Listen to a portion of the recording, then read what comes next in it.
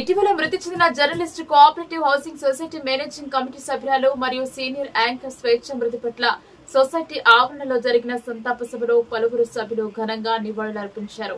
కొద్ది కాలంలోనే కలుపుగోలుతనంతో జర్నలిజంలో టాలెంట్ తో అందరి మదిని దోచిన యాంకర్ మృతి చెందారంటే నమ్మలేకుండా ఉన్నామని సభ్యులు ఆవేదన వ్యక్తం చేశారు. సొసైటీ అధ్యక్షుడు గోపరాజు అధ్యక్షతన ఈ సంతాప సభ జరిగింది. సొసైటీ అధ్యక్షుడు గోపరాజు అధ్యక్షతన ఈ సంతాప సభ జరిగింది. ప్రముఖులు పలువురు హాజరై తమ సందేశాన్నిచ్చారు.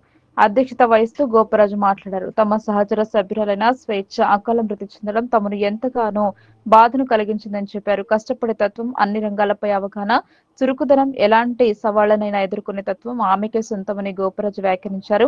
స్వేచ్ఛ కుమార్తె అరణ్య విద్యాభ్యాసానికి సంబంధించి మేనేజింగ్ కమిటీలో చర్చించి తుది నిర్ణయం తీసుకుంటామని ఆయన చెప్పారు. అరణ్య కోసం ₹1,00,000 ఇస్తానంటూ ముందుకు వచ్చిన సీనియర్ సభ్యుడు జి ప్రభాకర్ రావుకు ఆయన ధన్యవాదాలు తెలియజేశారు. సీనియర్లు ఎప్పుడు కూడా ఇలాంటి ఆహ్వానాల్లో ముందుంటారని ఆయన కొనియాడారు. ఇటీవల ఇంటి స్థలాల కోసం అన్వేషణ మరియు ఇతర సొసైటీ కార్యక్రమాలు గానీ జర్నలిజం సంబంధించి ఎలాంటి కార్యక్రమాలకైనా ఆమె అత్యంత చొరవ చూపేదని గోపరాజు ఘనంగా నివాళులర్పించారు. ఆమె తనదైన శైలి ద్వారా ఎంతో మంది యువ జర్నలిస్టులకు పూర్తిగా నిలిచారని చెప్పారు. ముఖ్యంగా మహిళా పాత్రికేయులు ఆమెది ప్రత్యేక ముద్ర అన్నారు. తెలంగాణ ఉద్యమ కాలంలో కూడా చురుకుగా పాల్గొన్నారని, అదేవిధంగా ఢిల్లీ దాకా వెళ్లి టీవీ9 కోసం అప్పటి ముఖ్యమంత్రి కేసీఆర్ ఇంటి ముందు పోరాడిన దిశారి అని కొనియాడారు. ప్రెస్ అకాడమీ మాజీ చైర్మన్ అల్లం నారాయణ మాట్లాడుతూ స్వేచ్ఛ మృతి అనంతర పరిణామాలు నేపథ్యంలో ప్రతి ఒక్కరూ ఆలోచించాల్సిన సమయం ఆసన్నమైందని చెప్పారు. ఈ కేసులో నిందితులకు శిక్ష పడాల్సిందేనని స్పష్టం చేశారు. అవగాహనతో మరియు చైతన్యంతో ప్రతి ఒక్కరూ ముందుకు పోవాలని, కుటుంబ సమస్యలను మరియు పాత్రికేయ సమస్యలను సమతుల్యం చేసుకుని వెళ్లాలని సూచించారు. స్వేచ్ఛ కుటుంబానికి అండగా నిలవాలని అన్నారు. ఈ కార్యక్రమంలో ఆంధ్రజ్యోతి మాజీ ఎడిటర్ కె శ్రీనివాస్, సొసైటీ ప్రధాన కార్యదర్శి రవీంద్రబాబు, ఉపాధ్యక్షుడు లక్ష్మీనారాయణ, కోశాధికారి మహేష్ గౌడ్, జాయింట్ సెక్రటరీ భాగ్యలక్ష్మి, డైరెక్టర్లు హస్మి, కమలాకర్, వెంకటచారి, సంఘాల నేతలు బసవ పున్నయ్య, మారుతి సాగర్ మరియు సభ్యులు మంజుల, మంజరి, ఉప్పు వీరాంజనేయులు, సైదరెడ్డి, కాస్ల ప్రతాప్ రెడ్డి, యోగి, అశోక్ తదితరులు అధిక సంఖ్యలో పాల్గొన్నారు. కానీ స్వేచ్ఛ చనిపోయిన తర్వాత అదే సోషల్ మీడియా శ్రీనివాస్ గారు హంబుల్గా మాట్లాడినారు. కానీ యూట్యూబర్స్ పర్టికులర్ కొంతవరకు మెయిన్ స్ట్రీమ్ మీడియా చాలా అన్యాయంగా బిహేవ్ చేసి స్వేచ్ఛను మరోసారి చంపేస్తుంది. స్వేచ్ఛ నిజంగానే ఆమె వృత్తిలోకి ఎంతైనా కొత్తలోనే మాకు తెలుసు. తెలంగాణ ఉద్యమం మీద ఆసక్తి రాజకీయ కుటుంబం నుంచి ఆమె వచ్చింది కాబట్టి శంకరన్న అందరికి తెలిసిన వాడు పుస్తకాల షాపులు లేదు. ఇట్లా శ్రీదేవి గారు తెలుసు. ఈ అమ్మాయి వచ్చి నాతో అసలు ఒక అమ్మాయి జనరల్గా మా వాళ్ళందరూ మాట్లాడుకునే ధోరణి వేరే ఉంటుంది. 5గురం 6గురం ఉన్నప్పుడు కూడా మాతో కాలంలో ఆదిలాబాద్, మంచిర్యాల, నిజామాబాద్ ఇట్లాంటి ప్రాంతాలన్నీ కూడా పెరిగింది అమ్మాయి. చాలా డేర్ తర్వాత చాలా స్పష్టంగా చెప్పేది. ఎవరైనా ఏమన్నా పొల్లు మాట్లాడితే ఏం సార్ ఇది అని డెఫినెట్గా ఆమె తిరగబడింది. అంటే మాలో కూడా అది ఉండప్పుడు మాట్లాడద్దు, ఆ సెన్సేషన్ స్పీచ్ చాలా చైతన్యం కదా అమ్మాయి.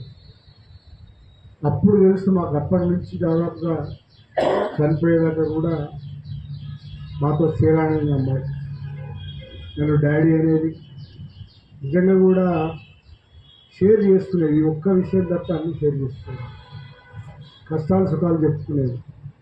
కొత్త కారు కొన్నప్పుడు అకాడమీకి వచ్చి ఒక రోజంతా భోజనాలు అన్నీ చేసి ఒక 3-4 గంటల నుండి వెళ్ళిపోయింది. ఇది ఒక విజయంలాగా వచ్చింది అక్కడికి. అట్లే కొత్త ఉద్యోగం మారిన ప్రతిసారి వచ్చేది. ఏది దాచుకునేది కాదు. కానీ వ్యక్తిగత జీవితంలో దాచుకోవడం ఎందుకు దాచుకుంటారంటే మనం అంతా జడ్జి చేస్తుంది. వ్యక్తిగత జీవితాల్లో తొలిగి చూస్తుంది, గాసిప్ చేస్తుంది. మనకు అది ఎట్లా ఉంటుందంటే మనం గాసిప్లలో పడిపోతాం. ఎంత గొప్ప వాళ్ళని మనం బయట అనుకున్నప్పటికీ కూడా ఈ గాసిప్లలో పడిపోతారు, జడ్జి చేస్తుంటారు. ఈ పెళ్ళి ఎందుకు చేసుకున్నావు, ఆ పెళ్ళి ఎందుకు ఇచ్చిపెట్టినావు, ఆయన ఎందుకు ఇచ్చిపెట్టినావు, ఆయన మంచివాడు ఉండే కదా, అసలు ఆయన ఎందుకు ఇచ్చిపెట్టాల్సి వచ్చింది నీకు. అంటే కుటుంబంలో తల్లిదండ్రులకు ఎంత ఆందోళన ఉంటుందో బయటి వాళ్ళకి ఆందోళన ఉండదు. తల్లిదండ్రులకు ఏముంటుంది, అయ్యో సెటిల్ అయితే బాగుండు అని. చాలాసార్లు మామూలు వైవాహిక సంబంధాల్లో బిడ్డ పోలేవు, ఎంత ఇస్తున్నా కూడా అక్కడ ఉండలేవు, ఇట్లా మాట్లాడుతున్నారు. అది కుటుంబం బాధ్యతగా ఉండి వాళ్ళు కష్టాలు నష్టాలు ఉంటాయి కాబట్టి ఒంటరమ్మాయి అంటే వాళ్ళు మళ్ళీ సంసారాన్ని నిలబెట్టడానికి ప్రయత్నం చేస్తారు. బయట వాళ్ళు జడ్జ్ చేస్తారు, ఈ పెళ్ళి ఎందుకు చేసుకున్నారు, ఈ పెళ్ళి ఎందుకు చేసుకోలేదు, మళ్ళీ ఈ రిలేషన్లోకి ఎందుకు వెళ్ళి, ఇట్లాంటివన్నీ ఉంటాయి కాబట్టి అమ్మాయి ఉంటుంది కానీ ఇది ఆమె చుట్టూ ఉన్న సమాజం బాధ్యతగా మనం తీసుకోవాల్సి ఉంటుంది. సమాజం అంటే ఒకరి బాధ్యత కాదు, మన బాధ్యత. మనం అట్లా ఉన్నాం కాబట్టి ఆమె చెప్పుకోలేకపోయిందనే అర్థంలో మనం చూడాల్సి ఉంటుంది. రెండవది ఏమంటే క్షీణిస్తున్న విలువలు అంటాం కదా, మనం ఒకరికొకరు మాట్లాడుకునేదే తగ్గిపోయింది. ఒకరికొకరు మాట్లాడుకోవడం లేదు, కష్టసుఖాలు పక్కన పెట్టండి, అసలు మాటలే బంద్ అవుతాయి. ఎదురుగున్నా కూడా పక్కకున్నా కూడా. ఇంతకుముందు సాగర్ నాకు ఒక మెసేజ్ చేసినాడు, ఉదాహరణ చెప్తున్నాడు. మాటలు బంద్ అయిన యుగంలో చేస్తుంది. ఇంకా మనం ఎక్కడ లోపల ఉన్న విషయాలు ఎక్కడ షేర్ చేసుకుంటాం. ఒక ఫోన్ వచ్చిన తర్వాత ఈ కమ్యూనికేషన్ సిస్టమ్ మారుతుంది. మనకు సంబంధించి లోపలి విషయాలకు సంబంధించి ఎంత క్లోజ్గా ఉన్నప్పటికీ కూడా, వీళ్ళు జడ్జ్ చేయరని అనుకున్నప్పటికీ కూడా జడ్జ్ చేయని వాళ్ళకి చెప్తున్న అవకాశం ఉంటుంది. కానీ మన సంభాషణల్లో కావచ్చు, మన తీరులో కావచ్చు, మన రిలేషన్స్లో కావచ్చు చాలా మార్పులు వచ్చినాయి. దాన్ని తప్పు పట్టవచ్చు. దానికి తోడు ఆమె చెప్పుకోలేని ఒక దురవస్థ ఒకటైతే సరే. ఎప్పుడైనా కూడా నిజానికి సామాజిక శాస్త్రాలు చదువుతున్న వాళ్ళందరికీ తెలుసు, ఆత్మహత్యలన్నీ సామాజిక హత్యలు అంటారు. ఆత్మహత్యలన్నీ కూడా సామాజిక మూలాల నుంచి జరుగుతాయి.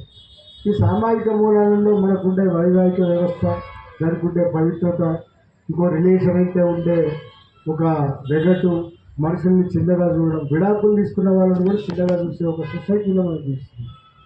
కనుక ఇవన్నీ దాచుకునే విషయాలుగా ఉంటుంది. ఈ దాపరికం వల్లనే స్వేచ్ఛ మరణించింది.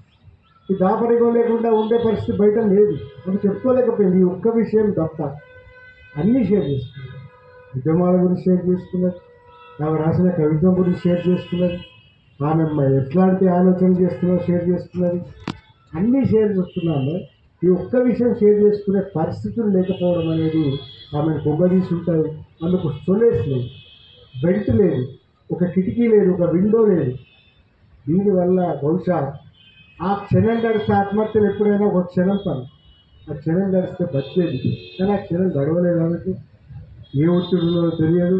రెండో వైపు మనం ఇవాళ ఆ సినేరియోలో ఆలోచించాల్సింది ఏంటంటే పూర్ణచందర్ నాయక్. ఈ పూర్ణచందర్ చరిత్ర గురించి కొంత చెప్తున్నారు. ఇతనికి అమ్మాయిలని ట్రాప్ చేసే ఒక తత్వం ఉందని, ఇట్లాంటివన్నీ మాట్లాడుతున్నారు. ఇవన్నీ వాస్తవాలు ఎక్కడ మనకు తెలియదు. కానీ అతను పోలీస్ స్టేషన్ పోయిన తీరు, పోలీస్ స్టేషన్లో ఇచ్చిన స్టేట్మెంట్ తీరు అతన్ని పట్టిస్తుంది. అతను స్వేచ్ఛ కుటుంబాన్ని బదనాం చేయడానికి ప్రయత్నిస్తుంది. ఆ స్టేట్మెంట్లో అర్థమవుతుంది. ఇది ఒకటైతే తప్పనిసరిగా బాధ్యుడు పురుషుడే. మీరు ఎన్నైనా చెప్పండి, పురుషుడే బాధ్యుడు. పురుషుడికే ఆ ఛాన్స్ ఉంటుంది, పురుషుడికే ఆ ట్రాప్ చేసే గుణం ఉంటుంది. స్త్రీ బాధ్యుడు అనేది ఒక తప్పు అవగాహన.